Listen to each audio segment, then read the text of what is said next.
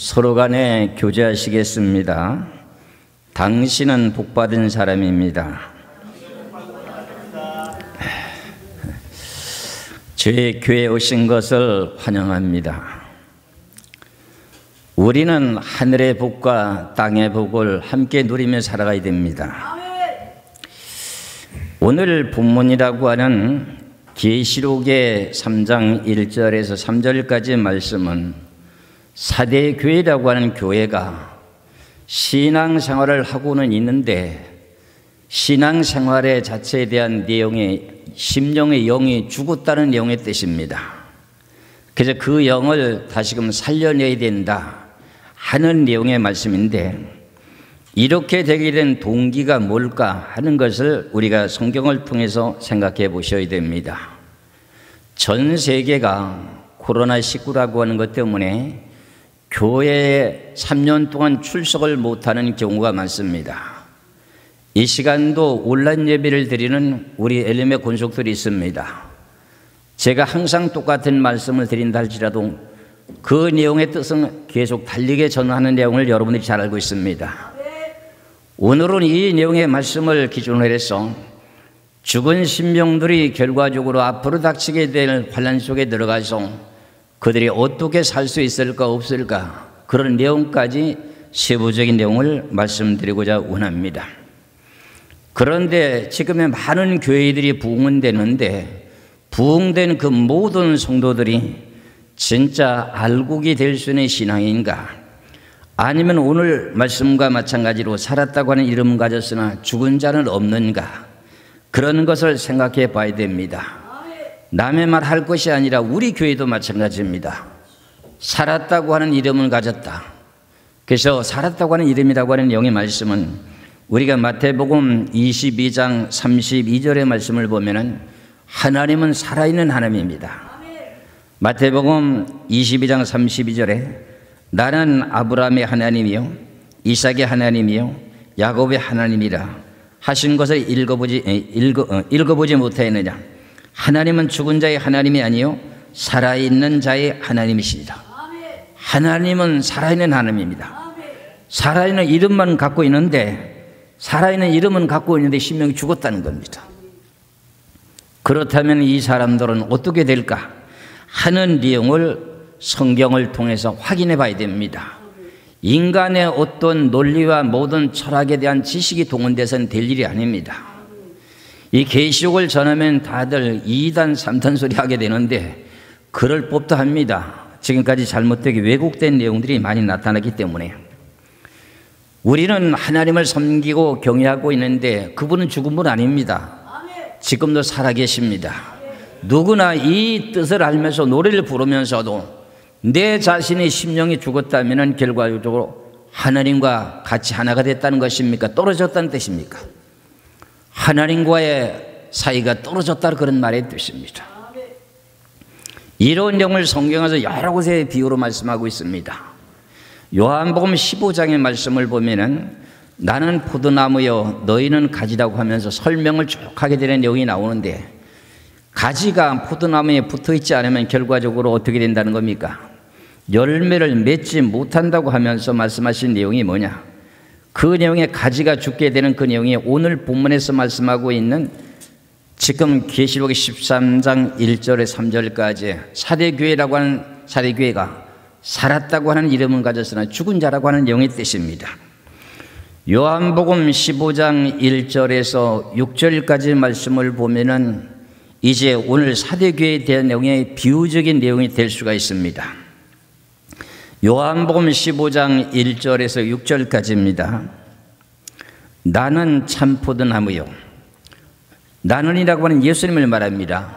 예수님은 참 포도나무요 내 아버지는 농부라.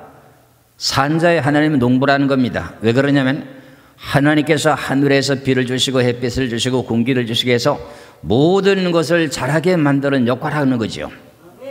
그러면서 물은 내게 붙어 있어 그랬어요. 예수님께 붙어 있어 열매를 맺지 아니하는 가지는 아버지께서 그것을 제거해 버리시고, 물이 열매를 맺는 가지는 더욱 열매를 맺게 하려 하여 그것을 깨끗하게 하시느니라. 예수님이 나는 참 포도나무요 너희들은 가지요 너희가 나에게 붙어있지 않으면 열매를 맺을 수가 없어. 나무라고 하는 내용의 비유 속에서 땅에서부터 수분과 영양분을 빨아다녀 가지고 그 내용의 가지를 통해서 공급을 해주면서 그 가지가 꽃을 피고 열매를 맺게 되게 되면 그것이 결과적으로 열매를 맺는 거잖아요. 그렇잖아요. 요걸 지금 비유로 하시는 거예요. 그러면서 3절에 너희는 내가 일러준 말로 이미 깨끗해졌느니라. 요 내용은 예수님의 제자들 보고 하시는 말씀입니다. 내가 너에게 일러준 말로 너희는 지금 이미 깨끗해졌다. 예수 그리스도를 믿고 구원을 받게 됨으로 지난 과거의 모든 죄는 다 깨끗했다는 내용의 의미의 뜻입니다. 4절에 내 안에 거하라. 예수님을 믿는 믿음 안에 거하라는 겁니다. 내 안에 거하라. 나도 너희 안에 거하리라. 가지가 포도나무에 붙어있지 아니하면 스스로 열매를 맺을 수 없음 같이 너희도 내 안에 있지 아니하면 그러하리라. 나는 포도나무요 너희는 가지라. 그가 내 안에 내가 그 안에 거하면 사람이 열매를 많이 맺나니 나를 떠나서는 너희가 아무것도 할 수 없습니다. 사람이 내 안에 거하지 아니하면 가지처럼 밖에 버려져 마르나니 사람들이 그것을 모아다가 불에 던져 살아놓으리라. 이 내용의 말씀이 지금 사대교회에 살았다고 하는 이름은 가졌는데 신앙생활이 죽었다고 하는 내용의 비유입니다. 이게 예수님은 참 포도나무요 너희는 가지다. 가지가 결과적으로 예수님께 붙어있게 되면 진액을 받아서 그 가지가 죽지 않을 텐데 그 진액을 거부하고 떨어지게 되게 되면 결국 가지가 죽지 않느냐. 나무도 모든 나무 가지가 다 살아있는 건 아니잖아요. 나무 가지 중에 일부는 죽는 게 있습니다. 그 내용과 마찬가지예요. 그래서 사대교회라고 하는 교회가 네가 살았다고 하는 이름 가졌으나 넌 죽었다. 네가 하나님 앞에서 온전한 것을 내가 하나도 보지 못했다. 살아계신 하나님이 그렇게 말씀하셨잖아요. 오늘 본문에. 그래서 우리는 예수 그리스도를 마음으로 믿고 구원을 받았습니다. 그래서 우리는 의인이 됐습니다. 그 내용 가운데 로마서 1장 17절에서 말씀하신 이 내용이 오늘 본문과 전체적으로 모든 내용이 연관되어 있습니다. 복음에는 그럽니다. 복음이라고 하는 예수 그리스도를 믿는 사람들 보고 말하는 거죠. 복음에는 하나님의 의가 나타나서 그러잖아요. 우리가 예수 그리스도를 믿게 되면은 어떻게 돼요? 죄가 다 깨끗하게 해결됐으니까 의인이 되는 거잖아요. 그 의인이 되는 사람들은 어떻게 살아라는 거지요? 복음에는 하나님의 의가 나타나서 믿음으로 믿음에 이르게 하나니 기록된 바 오직 의인은 무엇으로 산다? 믿음으로 살아가야 돼요. 믿음으로 사는 게 누굴 믿고 의인이 됐어요? 예수님을 믿고. 그래서 의인이 됐다면 누굴 또 믿고 살아가야 돼? 예수 그리스도를 믿는 믿음을 버리지 않고 살아가야 돼. 그런데 사대교회가 그 믿음이 떨어지는 거야. 이 내용을 지적하는 가운데 우리는 알아야 돼. 우리는 다들 각 교단들마다 교리가 차이가 있기 때문에 한 번 구원이면 영원한 구원이라고 하는 내용들을 가끔 듣게 합니다. 그렇다면 그 내용의 구원이 완전한 구원이 될 수 있는 것인가 하는 내용을 놓고 봤을 때 계시록에서 소아시아 7교회를 통해서는 칭찬받은 교회도 있고 가난한 교회인데 부유한 교회, 부자가 된 교회도 있고 나머지 교회들은 책망을 다 하고 있습니다. 그걸 회개하지 않으면 이런 내용이 나와요. 이런 내용과 마찬가지로 오늘 우리가 지금까지 3년 동안 신앙생활을 하는 가운데 교회를 나오지 못하고 온라인 예배를 드리는 가운데 여러분들의 신앙이 게을러져 가지고 내 심령이 지금 포도나무에 가지에서 떨어져 있는 건 아니지. 이걸 스스로 한번 생각해 보려고 해서 이 말씀을 드린 거예요. 한국 교회가, 그리 전 세계 교회가, 우리 한국 교회만 하더라도 3년 동안 코로나 지금도 아직도 진행 중에 있는데 교회가 10분의 3이 지금요. 10분의 3이 지금 줄었어요. 교회 현재가 30%가 아직도 교회에 참석을 못하고 있어요. 그 내용이 뭐냐? 온라인 예배를 드리는데 거기에 습관이 돼가지고 집에 앉아서 모니터를 보고 예배를 드린다는 거야. 그런 내용 가운데 신앙이 게을러졌어요. 그러는 가운데서도 정신을 똑바로 차리고 열심히 살아가는 사람들에게는 해당 사항이 없겠습니다만은 결과적으로 그런 신앙 속에서 결과적으로 신앙이 게을러지고 진실로 내가 기도하며 찬송하면 내 자신에 대한 영적 관리를 잘하고 있느냐? 그게 잘 안 됐다는 내용이 뜻입니다. 내 마음의 심령이 갈급하면 이제는 교회를 나와도 되는데도 교회를 나오지 않는 거죠. 그 내용의 증거가 뭐냐고요? 지금 말씀드린 내용과 마찬가지로 그의 마음의 심령이 주님과의 거리가 떨어졌다, 이런 말의 뜻이 되는 겁니다. 우리 한국교회 유명한 훌륭한 목사님이라는 장경도 목사님이 본인이 이제 목회를 하는 동안에 그토록 교회를 부흥시키는 데는 아주 열정적인 믿음을 갖고 전도를 하게 했는데, 이제 깨달은 내용이 뭐냐? 아무리 교회를 부흥시켜놔도 알곡과 쭉정이 중에 쭉정이만 많을 것 같으면 그 뭐 할 거냐? 지금 이제 와서 그런 말씀을 하시더라고요. 그러면서 질이 좋아야 된다, 알곡을 만들어야 된다 하는 내용을 지금 와서 외치고 계셔요. 저는 여러분들에게 처음이나 지금이나 미래에도 계속 여러분들은 저는 알곡을 만들려고 애를 씁니다. 교회만 부흥시키는 데 목적을 두는 것도 좋지만은 그 사람들의 교회 사람은 숫자가 차달지라도 쭉정이가 되면 뭐 하는 거예요? 살았다고 하는 이름은 가졌으나 죽었다면 그 생명 천국 갈 수 있느냐고요? 안 된다는 거잖아요. 그러니까 제가 여러 차례 세미나하면서 부산 가서 이제 복음을, 계시록을 전하는 가운데 이제 한 번 구원이면 영원 구원이라고 하는 내용이 교단이 있습니다. 그 교단의 목사님 30명이 모여가지고 저와 함께 성경에 대한 내용을 토론하게 되는데, 한 번 구원이면 영원한 구원에 대한 내용의 논리 속에서 목사님, 그렇다면 지금까지 야고보서에는 행함에 대한 내용이 나오는데 우린 믿음으로 구원받고 우리는 은혜로 지금 천국 갈 수 있다고 믿고 있는데 이걸 어떻게 지금 성경을 구분해야 됩니까? 그리고 야고보서에는 행함이 없으면 안 된다고 하는데 그럼 어떻게 이걸 해결이 됩니까? 이런 내용의 논리가 있었어요. 그 내용 가운데도 오늘 제가 그 말씀을 적용합니다. 살았다고 하는 이름 가졌으면 죽었다고 하는 논리가 뭐냐? 행함에 열매가 없다는 거예요. 지금 요한복음 15장에서도 나는 참 포도나무 너희는 가지라, 나에게 붙어있으면 열매를 맺지만 열매를 맺지 못하면 어떻게 된다래요? 가지처럼 잘라서 버린다는 내용이에요. 그러면 행위가 없다는 내용의 말씀의 뜻이 여기 나오는 거예요. 그래서 야고보서의 말씀을 한번 보시겠어요? 야고보서 2장을 보시겠습니다.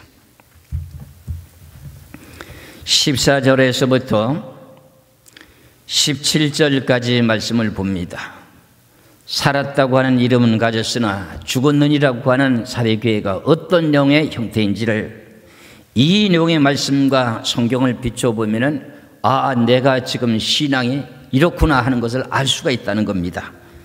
야고보서 2장 14절에서 17절까지 말씀을 보겠습니다. 내 형제들아, 만일 사람이 믿음이 있노라 하고 행함이 없으면 무슨 유익이 있으리요? 그 믿음이 능히 자기를 구원하겠느냐? 만일 형제나 자매가 홀벗고 일용할 양식이 없는데 너희 중에 누구든지 그에게 이르되 평안히 가라, 덥게 가라, 배부르게 하라 하며 그 몸에 쓸 것을 주지 아니하면 무슨 유익이 있으리요? 이와 같이 행함이 없는 믿음은 그 자체가 죽은 것이라. 행함이 없는 믿음은 무슨 내용이라는 거죠? 사대 교회는 무슨 교회? 살았다고 하는 이름을 가지고 죽었다면 뭐 한 거지요? 앞서서 말씀드린 내용과 마찬가지로 사대 교회 보니까 온전한 걸 하나도 찾지 못했다고 하는 게 지적하잖아요. 사대 교회를 다시 한번 보세요. 계시록 3장 1절에서 3절까지 다시 한번 봅니다. 계시록의 3장 1절에서 3절까지 사대 교회의 사자에게 편지하라. 하나님의 7영과 7뼈를 가지시니가 이루시되 내가 네 행위를 아노니 네가 살았다는 이름은 가졌으나 죽은 자로다. 너는 일깨어 그 남은 바 죽게 된 것을 굳건하게 하라. 네 하나님 앞에 네 행위에 온전한 것을 찾지 못하였노라. 행위적인 내용이 올바른 게 하나도 없다는 겁니다. 그러므로 네게 어떻게 받았으며 어떻게 들었는지 생각하고 지켜 회개하라. 만일 일깨지 아니면 내가 도적같이 이르리니 어느 때 네게 이르는지 네가 알지 못하리라. 그래서 제가 각 교단마다 교리 자체가 다르다고 하는 내용을 이렇게 말씀드리는 겁니다. 한 번 우리는 구원받았다면 결국은 완전한 구원이 이루어지는 건가? 그런데 성경을 보니까 분명히 그거에 반대되는 내용이 또 있단 말입니다. 그럼 성경을 어떻게 해석해야 될까 하는 내용이 가장 핵심적인 내용 중에 하나입니다. 이런 내용을 가지고 저 같은 목사라고 하는 목사는 목숨을 걸고 옳고 그름을 바르게 분별해 내야 되지 않습니까? 사대교회가 왜 이렇게 죽었다고 했는가? 아무것도 행한 것이 없다는 겁니다. 그럼 야고보서를 통해서 말씀드린 것과 마찬가지로 같은 믿음의 형제가 배고파서 굶주려서 먹을 쌀이 없는데 자기는 가진 것이 있는데 그걸 나눠주지 않고 결과적으로 뭐 했다는 거예요? 주지 않고 빈입으로 잘 가거라 이렇게 말했다는 거예요. 그렇다면 그게 네 자신에 대한 내용 자체가 구원받을 수 있겠느냐? 행함이 없는 믿음은 죽은 믿음이다. 하나님께서는 위로는 하나님을 사랑하고 아래는 이웃을 이모까지 사랑하라고 했는데 왜 사랑을 못했느냐 그런 말입니다. 우리는 이런 걸 잘 알고 있으면서 이 내용의 말씀을 그냥 등한히 여기고 있는 거예요. 앞서서 말씀드린 내용과 마치 부산에서 이 내용의 말씀을 좀 가르쳐 달라고 공개적으로 말하니까 무한하니까 저한테 와서 옆에 와서 귀에다 대고 목사님 야고보서에 대한 행함에 대한 내용을 좀 설명해 주세요. 이런 내용을 내가 들은 적이 있었어요. 그러니 자기네들은 성경을 보거든요. 보는데 믿기만 하면 구원받은 거로 되어 있다고 하는 내용 자체에서 끝까지 성경을 다 보지 못한 내용의 결과가 나타나는 거죠. 그러니까 교리마다 교리가 다르다고 할지라도 구원의 기준은 어디에다 두고 있어요? 신구약의 성경의 말씀의 기준을 두고 있다는 거죠. 우리 교회도 마찬가지입니다. 저도 마찬가지입니다. 누구를 탓할 것이 아니라. 그래서 사대교회에 대한 내용에 살았다고 하는 이름을 가져서는 죽은 신앙이 있고 그 다음에 살아있는 신앙이 또 있다는 겁니다. 그 내용이 계시록의 본문의 3장 4절에서 5절의 두 절의 말씀을 봅니다. 계시록 3장 4절에서 5절에 그러나 사대에 그 옷을 더럽히지 아니한 자 몇 명이 네게 있어 흰옷을 입고 나와 함께 다니리니 그들은 합당한 자인 영고라. 여기서 합당한 자의 영고라는 겁니다. 이기는 자는 이와 같이 흰옷을 입을 것이요 내가 그 이름을 생명책에서 결코 지우지 아니하고 그 이름을 내 아버지 앞과 그의 천사들 앞에서 시인하리라. 그러면 4절과 5절의 말씀은 옷을 더럽히지 않고 주님과 함께 생활하는 사람이 있다는 거예요. 포도나무에 가지 붙어서 함께 살고 있다는 거야. 그런데 이 사람들은 생명책에 이름이 지워지지 않았다는 거예요. 그런 죽은 신앙은 생명책에 이름이 지워졌다는 뜻인가요? 그대로 있다는 뜻입니까? 우리 기독교인들이 한번 자기 본인의 이름이 하늘나라 생명책에 기록되면 영원히 그대로 있는 줄 알고 있는 것을 큰 오해를 하고 있습니다. 이 내용의 말씀을 보면 성경에서의 생명체 한번 이름이 기록되어 지워집니다. 그런 내용들을 내가 성경을 찾아놓고 토론하게 되는 깜짝 놀라는 겁니다.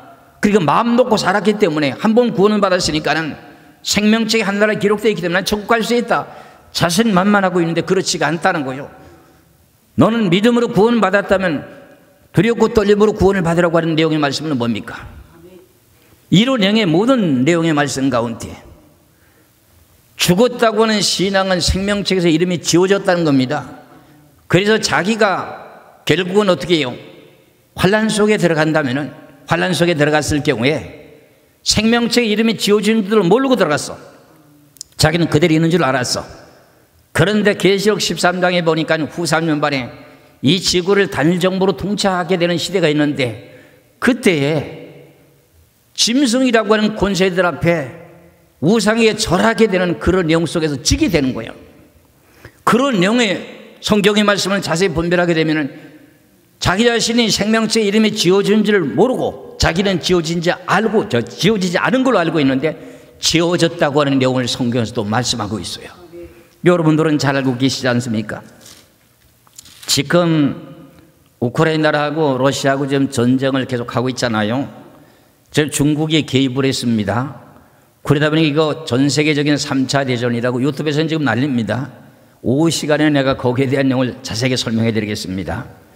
그러나 오늘 본문의 말씀에는 자기는 생명책의 이름이 그대로 있는 줄로 알고 환란에 들어갔어요. 들어갔는데 계시록 13장이라고 하는 내용은 7년 환란 후 3년 만에 전 이 지구 전체를 단일 정부가 통치하는 시대입니다. 그때 짐승의 우상을 만들어 놓고 그들에게 절하지 않고 그러면은 물건을 살 수도 없고 짐승의 표를 받지 않은 매매를 못하게 하는 그런 시대입니다. 그런데 오늘 좀 내용이 좀 어렵습니다만 오늘 온라인 예배를 드리는 모든 심령들도 좀 잘 깨달았으면 좋겠습니다. 계시록의 13장의 말씀을 보시겠습니다. 계시록 13장 5절에서 8절까지 말씀을 보시겠습니다. 계시록 13장 5절에서 8절까지 또 짐승이 과장되고 신성 모독을 말하는 입을 받고 또 42달 동안 이를 권세를 받으니라. 이게 지금 땅에서 올라오는 짐승들이 42달이라고 하면 42달이면 며칠이 될까요?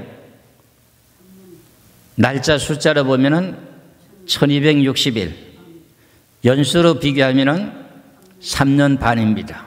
3년 반 동안을 이들이 통치하게 됩니다. 그래서 42달 일할 권세를 받으니라. 짐승이 입을 벌려 하나님을 향하여 비방하되 그의 이름과 그의 장막이라고 하는 교회입니다. 곧 하늘에 사는 자들을 비방하더라. 예수도 믿지 못하게 하고 하나님 이름을 부르지도 못하게 비방한다는 거예요. 그러면서 또 권세를 받아 성도들과 싸워 이기게 되고 그랬어요. 이렇게 권세를 받아갖고 무슨 일을 하느냐, 성도들과 싸워서 이겼대요. 그럼 성도들은 거기에 굴복했다는 뜻입니다.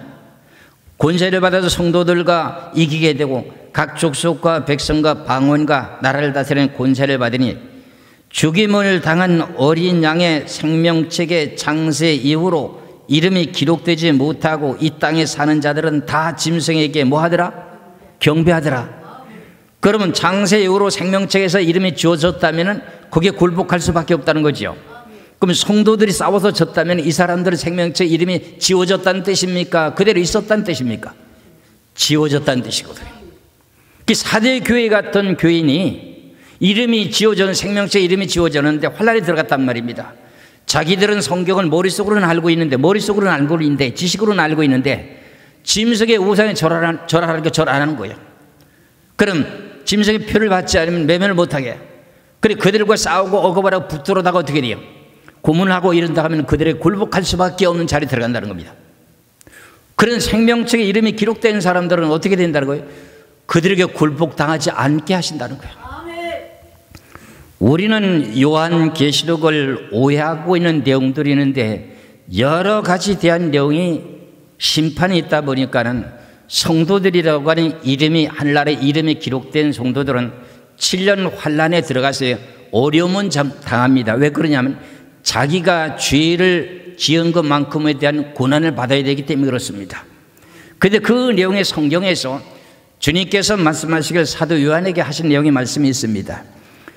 계시록 8장 13절에 보면은 계시록 8장 13절이 있는데 계시록 8장 13절에 보면은 내가 또 보고 들으니 사도 요한이가 보고 들으니 공중에 날아가는 독소리가 큰 소리로 이르되 땅에 사는 자들에게 화가 있으리니 이는 세 천사들이 불어야 할 나팔 소리가 남아 있음이로다 하더라 그랬어요. 이 내용의 말씀이 뭐냐면은 첫째 나팔 불고 둘째, 셋째, 넷째, 다섯째, 넷째까지 불고 그 다음에 무슨 말이 나오냐면은 내가 또 보고 들으니 공중에 날아가는 독소리가 큰 소리로 이르되 땅에 거하는 자들에게 화가 있으리니 이는 세 천사들이 불어야 할 나팔 소리가 남아있음이로다 하더라. 이 내용의 말씀이 우리는 다 땅에 살고 있거든요. 그러니까 우리는 다 땅에 살고 있는데도 땅에 살고 있으면서도 하늘나라의 생명책에 이름이 기록되고 그런 사람에게는 결과적으로 땅에 살고 있다 할지라도 화가 당하지 않는다는 내용의 뜻이 세 가지 화가 있는데 첫 번째 화가 뭐냐면은 여기서 요것을 깨달으면은 생명책에 이름이 기록되고 이마에 하나님의 성령의 인침을 받은 사람들에게는 화가 지나가게 되는 내용이 나옵니다. 그러면 이 화라고 하는 내용 자체를 계시록 9장 1절에서 12절까지 내용이 좀 깁니다만은 보셔야 되겠습니다. 이 내용을 전하게 되는 동기가 오늘 사대 교회 같이 우리 신앙인들이 지금 죽어가고 있고 죽었다고 한다면은 다시금 그 생명을 깨워내야 됩니다. 일깨워야 됩니다. 그래서 이런 내용을 바르게 알고 환난 속에 들어가도 생명책에 이름이 기록되어 있다면 하나님의 그들을 지켜주시고 보호해 주신 내용의 뜻이 나옵니다. 보시기 바랍니다. 계시록 9장 1절에 12절까지입니다. 다섯째 천사가 나팔을 불매 내가 보니 하늘에서 땅에 떨어진 별 하나가 있는데 그가 무저갱에게 열쇠를 받았더라. 그가 무저갱을 여니 그 구멍에서 큰 화덕의 연기 같은 연기가 올라오매 해와 공기가 그 구멍의 연기로 말미암아 어두워지며 또 황충이 연기 가운데로부터 땅 위에 나오매 그들이 땅 위에 있는 전갈의 권세와 같은 권세를 받았더라. 그들에게 이르되 땅에 풀이나 푸른 것이나 각종 수목은 해하지 말고 오직 이마에 하나님의 인침을 받지 아니한 사람들만 해하라 하더라 그랬어요. 무저갱에게서 올라오게 되는 황충의 권세라고 하는 이 내용 자체는 어둠의 권세라는 겁니다.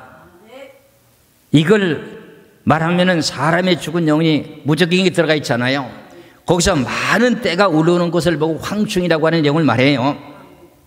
그런데 그들이 하나님께서 명령하신 내용의 뜻을 따라서 이마에 하나님의 인침을 받지 않은 사람들만 해하라는 거예요. 그럼 여러분들이 예수 그리스도를 믿고 구원을 받았다고 하면 여러분들에게는 성령 인침을 받았습니까? 안 받았습니까? 성령 인침을 받았습니다. 이거는 영적으로만 알 수 있는 내용의 뜻입니다. 믿으시길 주의 이름으로 축원합니다. 그래서 오직 이마에 하나님의 인침을 받지 아니한 사람들만 해하라. 그 인침을 받은 사람은 해하지 말라는 뜻이지 않습니까? 그렇지요? 그러나 그들을 죽이지는 못하게 하시고 5달 동안 괴롭게만 하게 하시는데 그 괴롭게 함은 전갈이 사람을 쏠 때에 괴롭게 함과 같더라. 그날에는 사람들이 죽기를 구하여도 죽지 못하고 죽고 싶으나 죽음이 그들을 피하리로다. 황충의 모양은 전쟁을 위하여 준비한 말들 같고 그 머리는 금 같은 관 비슷한 것을 썼으며 그 얼굴은 사람의 얼굴 같고 또 여자의 머리털 같은 머리털이 있고 또 그 이빨은 사자의 이빨 같으며 또 철 호신경과 같은 호신경이 있고 그 날개들이 소리는 병과 많은 말들이 전쟁터로 달려 들어가는 소리와 같으며 또 전갈과 같은 꼬리와 쏘는 살이 있어서 그 꼬리는 5달 동안 사람들을 해하는 권세가 있더라. 그러면서 그들에게 왕이 있으니 무저갱이 사자라. 히브리어로는 그 이름을 아바돈이요 헬라어로는 이름은 아볼론이더라 그랬어요. 그러면 이 내용의 권세가 무저갱을 열어서 황충의 권세가 나와가지고 사람들을 괴롭게 하는데 몇 달 동안 괴롭게 해요? 5달 동안 전갈이 사람을 쏴서 그렇게 괴롭게 하는 것처럼 마음의 심령을 쏴대기 때문에요. 괴로워서 죽을 지경인데 죽지는 못하게 한답니다. 그 사람들은 괴로워가지고 어떻다는 내용의 뜻입니까? 계시록 8장 13절에 공중에 날아가는 독수리가 있는데 우리가 보는 독수리가 아니고요. 한나라의 셋째 하늘에 있는 독수리 형상을 가진 4생물이 있는데 4생물 중에 하나 독수리 형상을 가진 그 독수리가 말합니다. 그 날아가는 독수리가 땅에 사는 사람들에게 화, 3가지 화가 있다는 거예요. 그러면 첫 번째 화가 뭐예요? 오늘 12절에 보니 첫째 화는 지나갔으나 보라 아직도 이 후에 화 둘이 이르리로다. 첫 번째 화에 누구에게 해당됐습니까? 생명책의 이름이 지어진 사람에게 해당됐죠. 생명책의 이름이 기록된 사람에게는 이마에 인표가 있잖아요. 그 사람들에게는 피해간 거예요. 그럼 우리가 계시록에 지금 환난 속에 들어간다고 해서 다 지금 재앙을 받아서 죽는다고 하는 내용의 자체는 성경을 오해하고 있다는 내용의 뜻입니다. 그럼 앞으로 두 번째 화가 뭡니까? 6째 나팔을 불어가지고 7년 환난의 3차 세계대전이 벌어지게 됩니다. 그 가운데서도 예수 믿는 사람들은 죽지 않습니다. 이게 성경에 기록되어 있습니다. 그렇기 때문에 우리가 이런 것을 알아야 되기 때문에 제가 이 말씀을 드리는 거예요. 그래서 뭘 알아야 되겠습니까? 내가 예수를 믿고 구원받았다 할지라도 살았다고 하는 이름은 가서는 죽은 신앙이 돼서는 안 된다 그런 말입니다. 이렇기 때문에 제가 이런 말씀을 드리는 동기가 이거예요. 그런데 세 번째 화가 뭐냐? 7년 환란 후 3년 반이에요. 앞서 말씀드렸잖아요. 그렇잖아요. 거기 들어가서도 하나님께서 그들의 굴복당하지 않게 만든다는 겁니다. 그래서 계시록 12장에 보면은 하나님께서 7년 환란이 막 시작되는 가운데 후삼년반이 시작되는 가운데 여자라고 하는 여자가 예수 그리스도를 믿고 거듭 태어난 신앙인들을 여자라 그러잖아요. 여자로 하나님께서 광야로 도망하게 하는데 하나님께서 1260일 동안을 양육을 해요. 1260일 동안 양육하게 되는데 계시록 12장 1절에서 6절이 나옵니다. 찾기가 힘드니까 말씀만 들으세요. 생명책에 이름이 기록된 사람에게는 하나님께서 그를 양육할 수가 있는데 사대교회와 같이 이름이 지어진 신앙은 양육이 안 됩니다. 양육이 안 됩니다. 이게 계시록의 아주 비밀 중에 비밀입니다.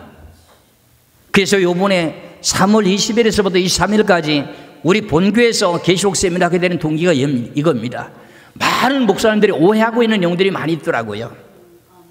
오늘 제가 사대교회라고 하는 내용 자체가 사람은 살았는데 심령의 영이 죽어 있다는 거예요. 살았다고 하는 이름 가진 사람은 죽었다는 거야. 그렇기 때문에 이 죽어있는 신앙은 앞으로 어떻게 구원받을 수 있는가? 환난 가운데 구원받을 수 있는가? 그거 없다는 거예요. 사람이라고 하는 사람은 개인의 종말이 있습니다. 지구의 종말이 있습니다. 이 두 가지 중에 우리는 한 곳에 속해서 살다가 죽게 되게 됩니다.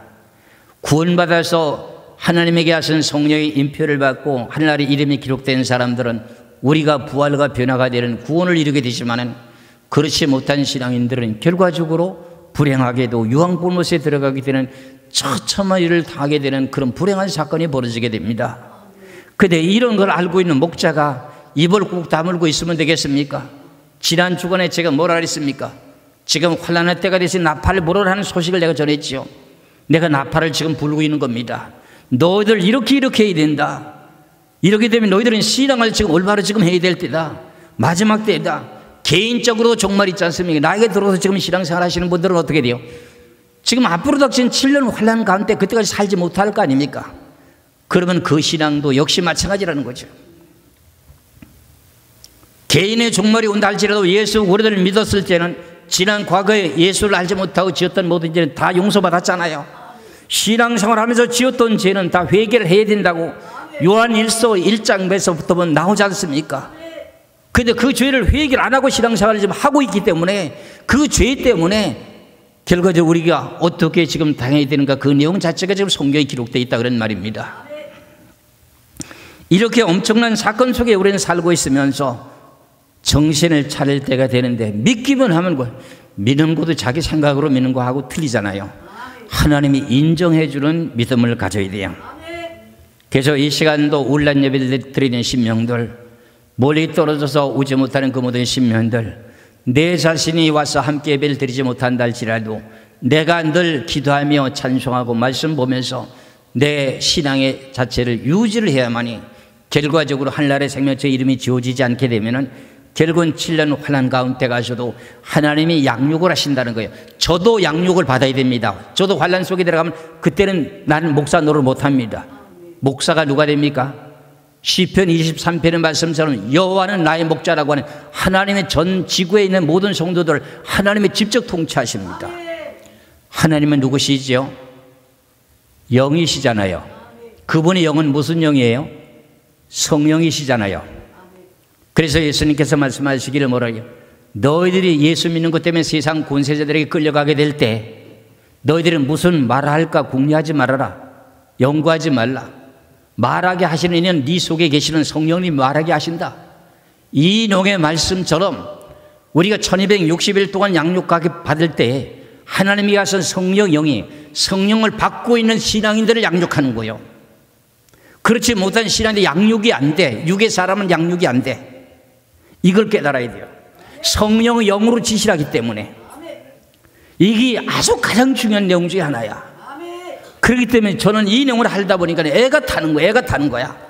믿기만 하면 된다고 하는데 믿는 건 누가 안 믿어요? 여러분 믿으시니 여기 오셨잖아요. 맞잖아요. 여러분들 속에 살아계신 하나님의 성령이 계시냐? 살아계신 성령이 계신다면 하나님의 성령이 너희들 세상 권세자들에게 예수 믿는 데 끌려가서 무슨 말할까 연구하지 마라. 끌려가서 그 사람이 질문하게 되면 내가 말할 수 없는 변박할 수 없는 내용의 구제형을 네 속에 있는 영으로 말하게 할 거야.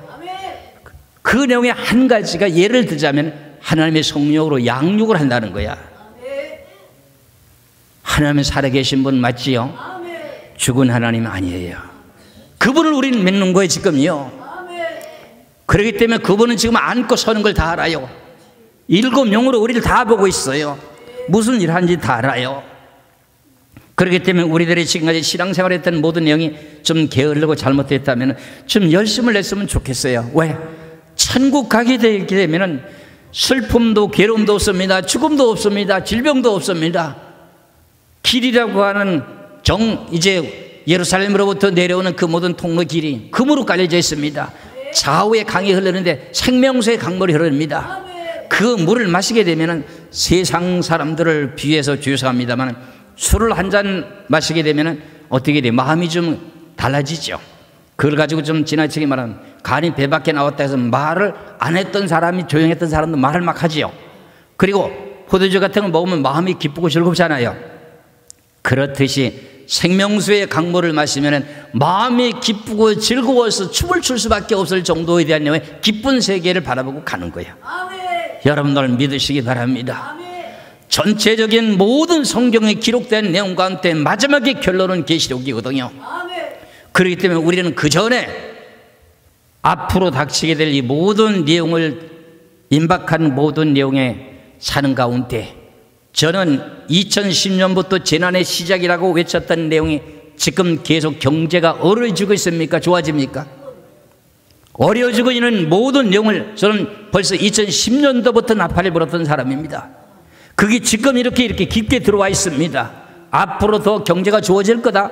아닙니다. 나라마다 정치를 잘해서 조금 더 좋아지는 나라는 있어도 경제는 계속 어려워지는 것이 성경의 진리입니다. 이걸 마태복음 24장 1절에서 8절까지 재난의 시작이라고 하는 내용이 2010년도부터 시작됐습니다. 그걸 처음으로 외쳤던 사람이 접니다. 여러분들 좀 믿으시기 바랍니다. 이 말씀 속에 우리는 지금 나도 모르게 어려움 속에 살고 있는 영의 원인이 하나님의 한 말씀 그것 때문에 이 지구가 이렇게 역사가 이루어지는 겁니다. 믿으시기를 주의 이름으로 축원합니다. 그래서 우리는 지금 사대교회처럼 어떻게 해야 되느냐, 죽은 신앙이 아니라 다시 깨어내야 된다는 겁니다. 다시 일깨어내야 된다는 겁니다. 요한일서 3장 17절에서 19절까지 말씀을 봅니다. 요한일서 3장 17절에서 19절에 누가 이 세상의 재물을 가지고 형제의 궁핍함을 보고도 도와줄 마음을 닫으면 하나님의 사랑이 어찌 그 속에 거하겠느냐 그럽니다. 내가 물질이 있는데 형제가 지금 굶주림 속에 있어요.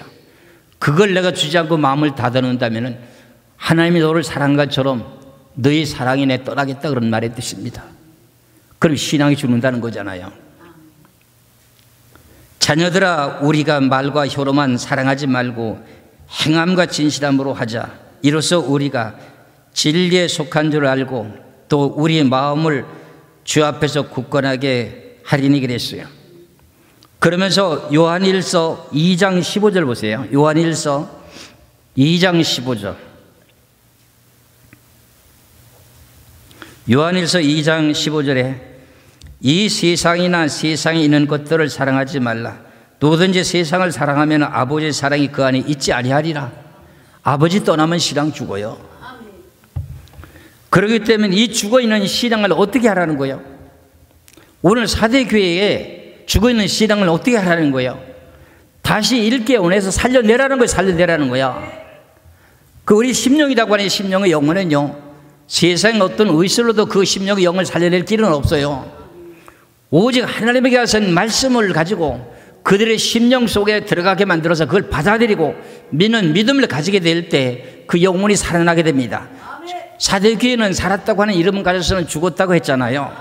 살았다고 하는 그 이름이 결국 죽은 신앙을 살려내는 것은 다시금 말씀으로 살려내는 길밖에 없어요. 그래서 내가 오늘도 처음 오신 분이 계시는데 성경을 많이 찾아드린 이유가 그게 성경의 말씀은 사람의 심령을 살려내는 역할을 하기 때문에 성경을 많이 찾은 거야. 우리 교회는 좀 성경을 유달리 많이 찾는 원인이 여기에 있습니다. 사람의 심령을 살리는 길은 이것밖에 없습니다. 아무리 유명한 철학자, 유명한 서적을 쓴 것을 그걸 소개하고 비유로 말한다 할지라도 그것은 예수님께서 바리새인들과 서기관들에 비한 것처럼 누룩에 불과합니다. 누룩은 포주면 죽어버리는 겁니다. 부패하고 썩는 거라는 겁니다. 내가 진실로 말하니 내 말은 살아있는 진리의 말씀이 하나님 아들의 음성을 듣는 자는 뭐 한다는 거예요? 살아난다는 거예요. 그 귀하신 진리를 나는 전하려고 지금 몸부림치고 여기까지 왔습니다. 그러다 처음에 말귀를 못 알아듣다 보니 결과적으로 성경의 말씀을 듣다 보니 시험이 들어도 가고 이러는 거예요. 그러니 안타까운 걸 어떻게 하는 거예요? 처음서부터 예수 믿는 믿음에 대한 걸 시발점을 다시 해야 되고 이럴 수는 없잖아요. 그래서 먼저 되신 분들이 늦게 들어오신 분들을 잘 이렇게 다시금 양육해야 되는 내용 중에 하나가 있습니다. 그래서 사람을 살리는 것에 대한 내용을 몇 구절을 보면서 마치겠습니다. 요한복음 6장 63절의 말씀을 보시겠습니다.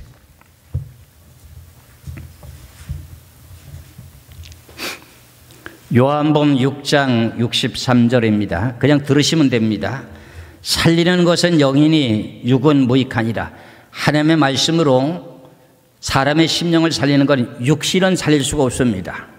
살리는 것은 영이니 육은 무익하니라. 내가 너에게 이런 말은 영이요 생명이다. 예수님께서 하신 말씀은 영이요 생명이라는 거야. 그래서 그 말씀을 구체적으로 말씀하신 내용이 요한복음 5장에서 말씀하시길 이렇게 말씀하셨어요. 25절에 요한복음 5장 25절에 요한복음 5장 25절에 보면은 진실로 너에게 이르노니 죽은 자들이 하나님의 아들의 음성을 들을 때가 오나니 곧 이때라. 듣는 자는 살아나리라. 이래서 저는 집회를 가서 집회를 하게 되더라도 계속 이런 방법으로 성경을 많이 전하다 보니까 어떻게 돼요?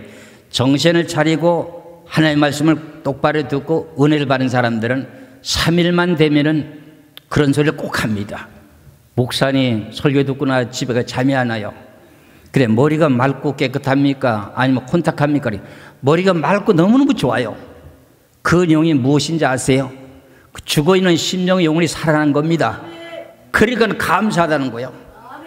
한 집안에 예수를 믿는 집안인데 며느리가 아이를 셋을 낳아놓고 우울증이 걸려가지고 그 교회에서 고칠 수가 없다 보니까 제가 감민산 기도원에 집회 했었잖아요.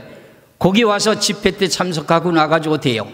우울증이 떠나가게 되면서 나는 깜짝 놀랐는데 저녁에 예배를 마치고 소등을 하고 불을 끄고 난 후에 통성으로 기도하잖아요. 그래서 바깥으로 이렇게 성도들 이렇게 가오로 이렇게 통로로 지금 나가고 있잖아요. 근데 밤이 꼼꼼한데 불을 껐으니까 누군지 모르잖아요. 발을 와서 탁 꺼내는 거예요. 그래서 깜짝 놀랐잖아요. 누구세요? 그러니까 자기가 접니다 그러는데 내가 그 사람 누군지 알아요. 어두운데 목사님 안수 좀 해주세요. 그래가지고 안수를 해주고 빨리 갔어요. 집에 갔어요. 그게 이제 고이트날 아침이 됐습니다.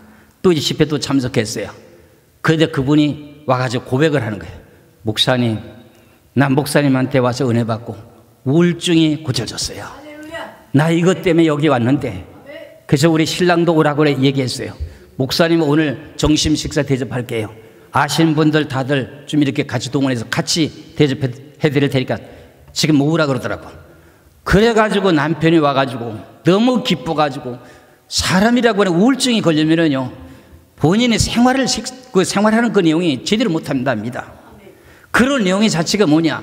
살아있는 생명의 말씀을 갖다 계속 증거하는 거예요. 한마디 증거해놓고 두마디 증거, 10마디 중에서 다 깨달을 수는 없잖아요. 그렇잖아요. 3마디, 2마디만 깨닫게 되면 계속 몇 시간 돌아가다 보면요 그게 깨달아져가지고 내 속에 있는, 내 머릿속에 있는 그 모든 어둠의 영들이 다 거쳐버립니다. 그것이 살아있다고 하는 증거거든요. 그래서 살리는 것은 영이니 육은 무익하라고 한 내용이에요. 난 성경이 좀 급해가지고 말을 조금 더듬기해도 성경에 대한 내용은 바울 사도는 뒤꿈치도 못 따라가는 사람이지만 그래도 성경을 좀 알라고 애를 쓴 사람 중에 하나입니다. 믿으시기를 주의 이름으로 축원합니다. 그래서 시편에도 보면은 119편을 보시겠어요? 시편 119편 한 절 보고 마치겠습니다. 여러 구절이 있습니다. 이런 성경 구절이.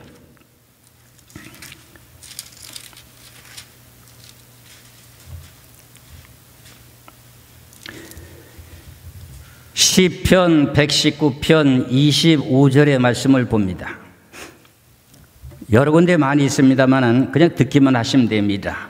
시편 19편 25절에 내 영혼이 진토에 붙어 싸우니, 영혼이 땅에 붙었다는 거예요. 그러니까 흙으로 만드는 거 육체잖아요. 그 육이 죽었다는 내용의 뜻입니다. 이게 내 영혼이 진토에 붙어 싸우니 주의 말씀으로 나를 뭐하여 살아나게 하소서. 이게 살려내는 거예요. 나는 이런 공식을 알고 있기 때문에 하나님의 말씀을 증거하는 거예요. 이해하시죠? 그 당신은 복받은 사람이라고 하는 말을 이래서 제가 하는 거예요. 이 귀하신 말씀을 믿으시고 심령에 시들고 죽었다면 다시금 살릴 수 있는 방법이 있습니다. 하나님의 귀하신 살아낸 생명의 말씀으로 히브리서 4장 12절의 말씀에 하나님의 말씀은 살아있고 그랬잖아요. 살아있는 그 말씀을 가지고 여러분의 심령을 살려야 되면 여러분 천국 가는 겁니다. 지금 모든 교회들이 이렇게 어려움 속에서 영혼들이 시들어서 있습니다. 교회들마다 우울증 환자 많습니다. 그 내용들을 고치는 것은 내가 고치는 건 아니에요. 하나님의 살아있는 말씀으로 고치는 거예요. 영혼이 병들어 있는 걸 살리는 건 이것뿐입니다. 여러분들 믿으시길 주의 이름으로 축원합니다. 기도하겠습니다.